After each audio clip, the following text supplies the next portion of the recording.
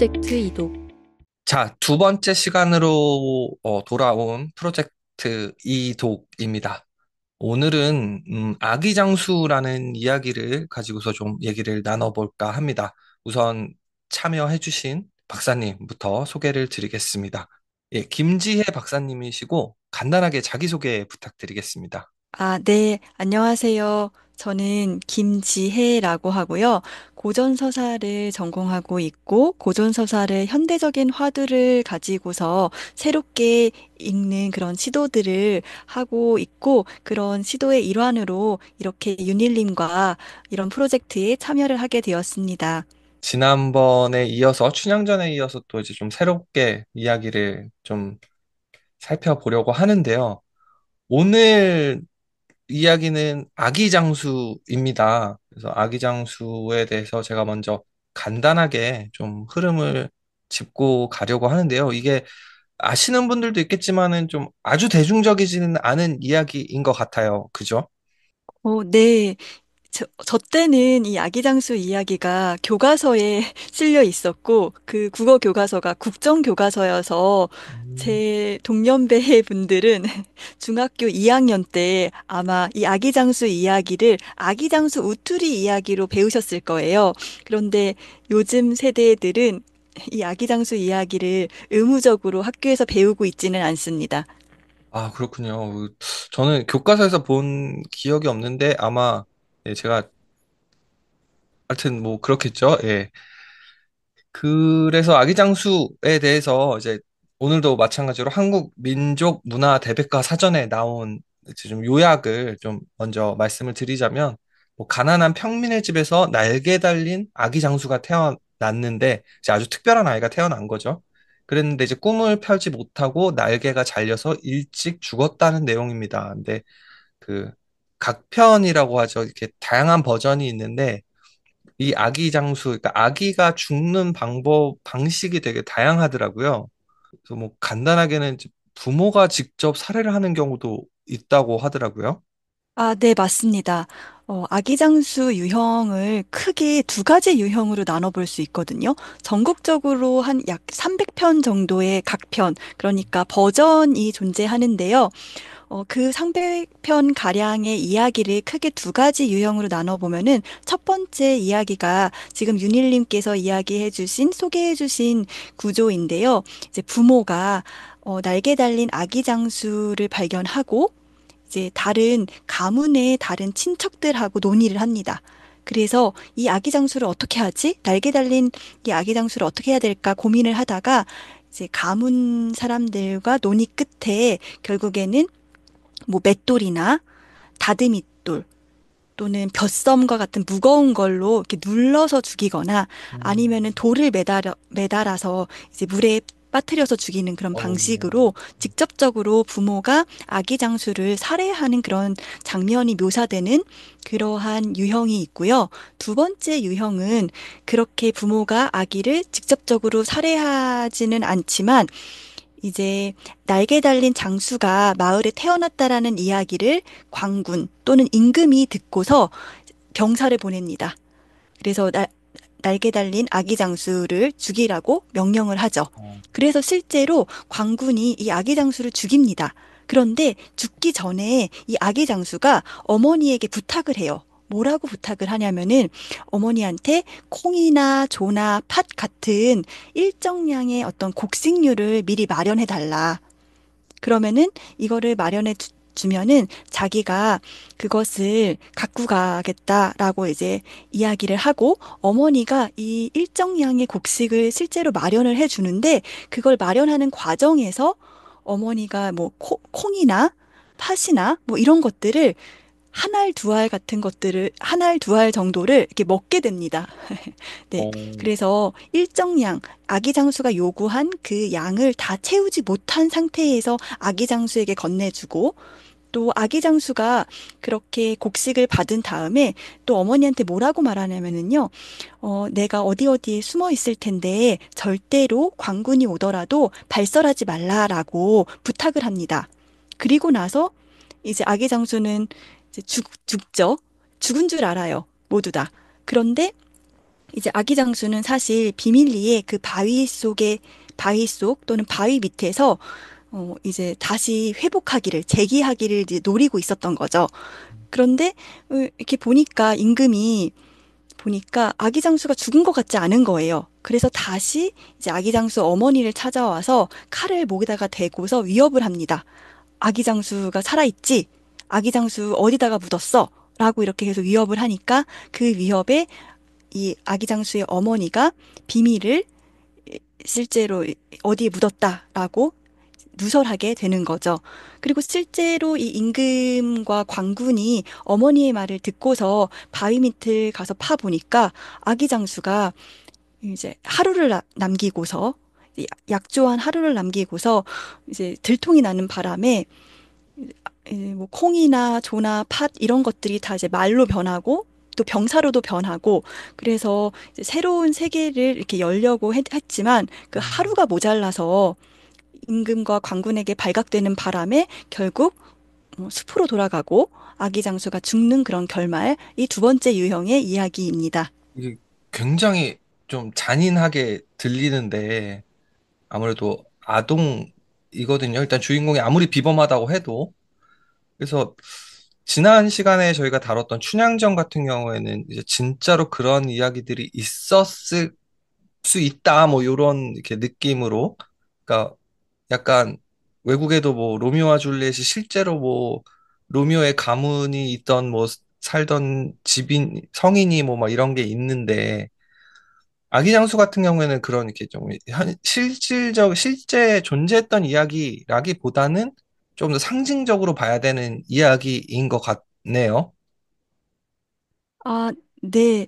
뭐, 역사적인 어떤 사건이나 실제 역사적인 인물과 결합된 그런 버전의 이야기들도 있거든요. 고려 말이나 뭐 조선 초, 뭐 이런 시기에 있었던 임금이나 사건, 역사적인 인물하고 연결이 되어서 이 아기 장수의 이름이 특별하게 이렇게 드러나기도 하고 명명되기도 하는데 사실은 여기서 우리가 오늘날 현대인의 입장에서 이 이야기를 해석하고 또 바라볼 때는 실제로 뭐 부모나 뭐 관군이 아기를 죽였다, 살해한 그런 유아 살해 사건이라는 어떤 잔인한 사건으로 보기보다는 이것들이 우리 현재의 우리들의 상황과 관련해서 어떤 심리적인 그리고 관계적인 어떤 측면에서 의미를 갖는지를 좀 차분하게 풀어보는 게 더 중요할 것 같다라는 생각이 듭니다. 그래서 이제 윤일님께서 말씀해 주신 것처럼 상징적인 어떤 접근이 필요한 그러한 작품이지 않을까 생각해 봅니다. 그리고 약간 그런 느낌도 들어요. 저 개인적인 느낌인지 모르겠는데 한동안 약간 그런 표현이 유행처럼 번졌었거든요. 한국식 판타지? 아기장수 이야기를 이렇게 가만히 듣다 보면은 뭔가 판타지 소설 같은 느낌이 좀 있거든요. 그러니까 장수라는 표현에서부터 일단 알 수 있듯이 막 힘이 굉장히 세고 그러잖아요. 막 지적 능력도 굉장히 뛰어나고 날개의 형태가 어떤 건지 모르겠지만 뭐 서양 판타지에서 나오는 뭐 요정이라든가 용족이라고 표현되는 뭐 그런 것도 있거든요. 용이 이제 뭐 폴리모프를 해서 이제 사람의 형태를 한다는 등 뭐 약간 이런 인간이 아닌 좀 종족처럼 좀 느껴지기도 하고 판타지라는 느낌도 좀 드는데 그렇게 봐도 뭐 크게 무리는 없을까요? 네, 저도 윤일님께서 이야기해 주신 것처럼 한국식 판타지로 보아도 충분히 가능하다라고 생각이 됩니다. 어쩌면은 이 당대 이야기가 처음 만들어지고 또 이 이야기를 향유하던 사람들은 어쩌면 아기 장수와 같은 그런 존재를 갈망하고 희구하면서 사실은 판타지로서 만들어낸 이야기라고 볼 수 있죠. 하지만 이 판타지가 해피엔딩으로 끝나지 못하고 비극적으로 끝나는데 이 비극적으로 끝나는 이유에 대해서도 한번 생각을 해보면 좋을 것 같다라는 그런 생각이 들고요. 또 하나는 지금 한국식 판타지라고 말씀을 해주셨는데 뭐 최근에 그 강풀 작가의 웹툰인 무빙 아, 이 예. 드라마 되어서 작년에 굉장히 인기를 끌었던 걸로 알고 있기도 한데요. 거기서도 강풀 작가가 그리고 있는 그 캐릭터들이 모두 다 초능력을 이제 갖고 있기도 하고, 거기서도 실제로 여기 아기 장수처럼 비행 능력을 가진 그 인물이 주인공으로 설정되기도 했었잖아요. 그런 아, 것처럼 맞죠. 한국식 판타지, 이 현대의 강풀 작가가 상상해낸 한국식 판타지가 어쩌면은 이 아기장수에서도 반영되어 있고 그 거기서 어떤 기원과 원형을 또 찾을 수 있다고도 할 수 있을 것 같습니다. 자, 이게 생각나는 게 진짜 하늘 아래 새로운 건 없다고 찾다 보면 다 비슷한 게 이미 있었어요, 다들. 남은 거는 이제 옛날 또 있었던 게 지금은 뭐 어떻게 변형이 됐는지, 그래서 어떻게 또 새로워졌는지부터 해서 우리가 그거를 어느 부분에서 흥미를 느낄 수 있는지 뭐 이런 것도 파악하는 게 더 중요하지 않을까라는 생각도 드는데, 말하자면 뭐 고려 시대 혹은 조선 시대 웹소설인 아기장수에 대해서 좀 오늘은 살펴볼까 합니다. 우선 저는 아기장수를 이제 그 김재 박사님이 선정을 하시고서 저도 좀 보면서 좀 그런 생각이 많이 들었어요. 이 세계에는 이제 어떤 관군이라든가 임금이라든가 이제 굉장히 절대적인 권력을 가진 사람이 있고 약간 거기에 도전할 수 있는 존재가 탄생했다. 요게 이제 아기장수이지 않을까라는 생각이 들어서 그 판타지 소설에는 특히 그런 게 많잖아요. 지배계층 혹은 기존의 체제를 뒤엎는 뭐 이렇게 10대 영웅들 뭐 이렇게 아니면 그런 영웅 서사들이 이게 쫙 펼쳐지는데 아기장수는 물론 그 뒤에 이야기까지 가지 못하고 이제 좌절된 영웅이라는 굉장히 좀 어떻게 보면은 신선한 이야기인데 지금을 기준으로 봐도 그, 그러다 보니까 그 어떤 구조라든가 이제 그 아기장수가 배경이 되는 세계에 대한 관심이 좀 흥미롭더라고요. 물론 설화에서는 굉장히 단순화되어 있는 것 같은데 이야기 자체가 길지 않다 보니까 아기장수로 상징되는 인물이 기존 세계에 도전한다 약간 이런 느낌으로도 좀 보이더라고요. 아, 네, 맞습니다. 윤일님께서 말씀해 주신 것처럼요. 아기 장수는 어쩌면은 새로운 질서, 체계, 세계라고도 볼 수 있을 것 같고요. 아기 장수를 계속 죽이려고 하고, 아기 장수의 어떤 가능성을 말살시키려고 계속하는 그 광군이나 임금, 으로 대표되는 그 그룹들, 그 집단 속 인물은 어쩌면 기존 체계를 고수하려고 하는 그런 집단을 상징한다라고 볼 수 있을 것 같아요. 그래서 이제 아기장수 이야기를 이분법적인 어떤 두 세계의 갈등으로 보기도 합니다. 그래서 기존의 체제에 저항하려고 하는 새로운 체제 속 인물의 탄생, 그 탄생을 알고 새로운 가능성을 억압하고 결국에는 말살시키려고 하는 그러한 기존 체계의 힘, 결국에는 그 힘에 굴복한 아기 장수의 모습, 이렇게 이분법적으로 많이들 보고 있습니다. 저는 또 좀 현대적인 작품들이랑 많이 연관지어서 생각을 하다 보니까 개인적으로는 설국열차가 떠올랐어요. 설국열차 혹시 보셨나요, 영화를? 네. 설국열차 보기는 했습니다. 그 꼬리칸에서 이제 주인공이 어떤 부모 같은 존재가 이제 그 사람을 보호하고 키워줘서 이제 그 점점 앞 열차로 이제 넘어가면서 기존의 체계에 도전하면서 마지막에 도달했는데 기관차의 기차 설계자가 자기 부모랑은 사실은 내통이라고 해야 될까요? 한 라인 해가지고서 계속 소통하던 존재였고 너는 나를 무너뜨리지 말고 내 후계자가 되라라는 제안을 하는 걸로 제가 기억을 하고 있어요. 그래서 만약에 아기장수가 생존해서 자기의 끝까지 갔다면은 혹시 설국열차 같은 이야기로 귀결되지 않았을까라는 생각도 좀 들더라고요. 아, 네. 굉장히 재미있는 연결 지점을 이렇게 발견해 주신 것 같다라는 생각이 들거든요.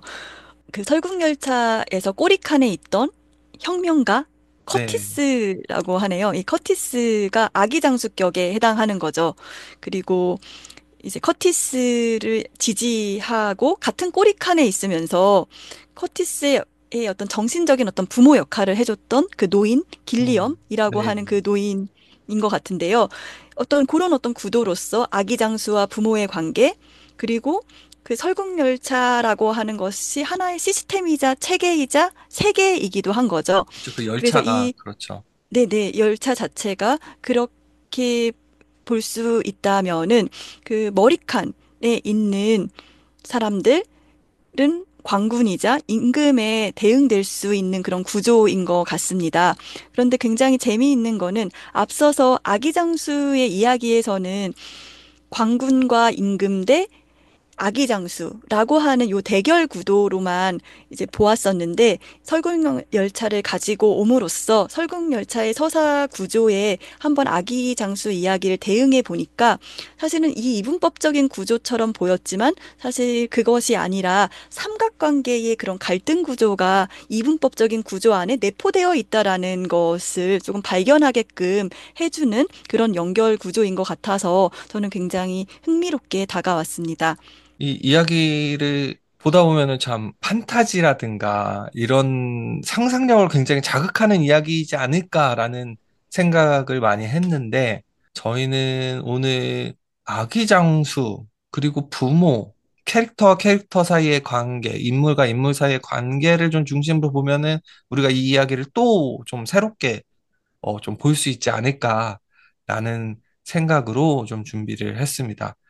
지금부터는 이제 아기장수 그리고 부모에 좀 초점을 맞춰서 이야기를 해볼까 합니다. 네, 그 앞서서 설국열차 이야기를 해주셔가지고 그거랑 조금 연결 지으면서 부모와 자녀의 관계 뭐 이런 구도로 한번 이야기의 그 전환을 이뤄가 보려고 하는데요.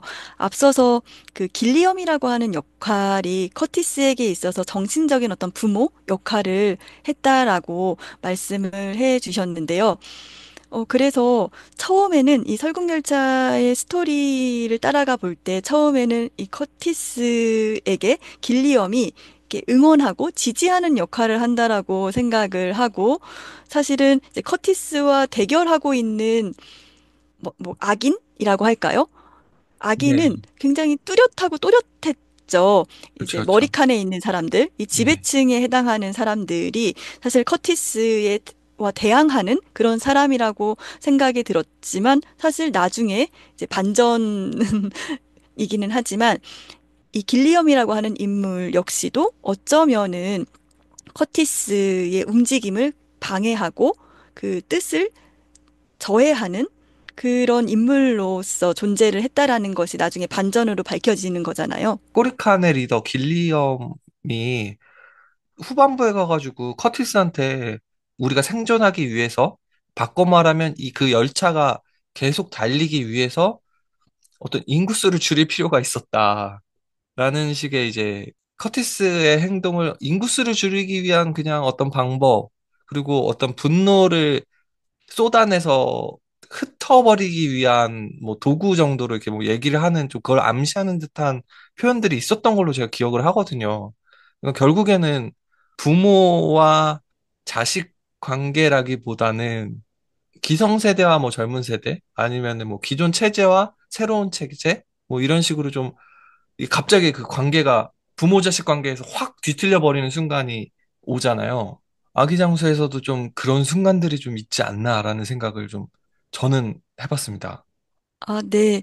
그 지금 말씀해 주신 거에 이어서 또 이야기를 해보자면은 이제 길리엄이라고 하는 인물이 커티스의 그런 행동을 그래도 처음에 옹호했던 이유는 사실 정말 어떤 체제를 전복시키기 위함이라기보다는 기존의 어떤 구체제에 사실은 순응하는 그 과정의 음. 일환으로 어쩌면은 구체제의 도구로서 그쵸, 그쵸. 이제 커티스를 그냥 어쩌면은 허용했던 그런 행동을 허용했던 것 같다라는 생각도 드네요. 그리고 오히려 어느 정도 그쪽으로 좀 부추긴 거 아닌가라는 생각도 좀 저는 했어요, 영화를 보면서. 근데 사실 그 영화에서 우리는 이제 감정이입을 커티스한테 하고서 영화를 보잖아요. 앞으로 가자. 혹은 더 높은 어떤 사회적인 계층 사다리 위로 올라가자라는 거에 몰입해서 이제 보게 되는데, 그러다 보면 이제 그 끝에 뭐가 있을까라는 생각으로 이제 계속 응원하는 마음으로 영화를 쭉 따라가게 된단 말이죠. 근데 좀 아기장수에서는 아기장수가 너무 일찍 그 꿈이 좌절돼 버려서 예, 따라갈 수가 없더라고요.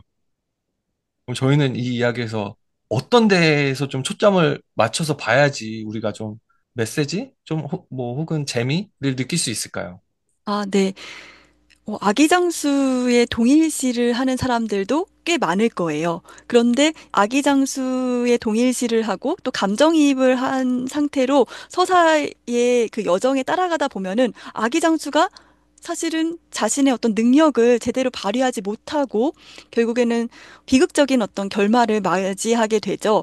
그럼에도 불구하고 이렇게 비극적인 결말임에도 불구하고 몇백 편의 각편이 음. 사실은 계속해서 전승이 된단 말이에요. 그럼 이 이야기가 과연 이 이야기를 향유하는 사람들이 아기장수에게 감정이입을 했을까? 아니면은 그 결말에 가서 발견하게 되는 또 초점화가 되는 인물은 누굴까? 이런 걸 좀 질문을 해봐야 될 것 같다라는 생각이 드는데요. 이 아기장수 이야기를 끝까지 다 읽고 난 다음에 우리가 던질 수 있는 질문은 과연 아기장수를 죽음으로 몰 책임은 누구에게 있는가? 또 과연 우리의 모습은 아기장수의 모습인가? 라고 하는 그런 질문들을 조금 던져볼 수 있을 것 같습니다. 이렇게 딱 들으니까 갑자기 이야기에 대한 흥미도가 확 올라가는 고 있거든요. 여기서 잠깐 끊었다가 이제 한번 끊었다가 다시 입으로 가겠습니다.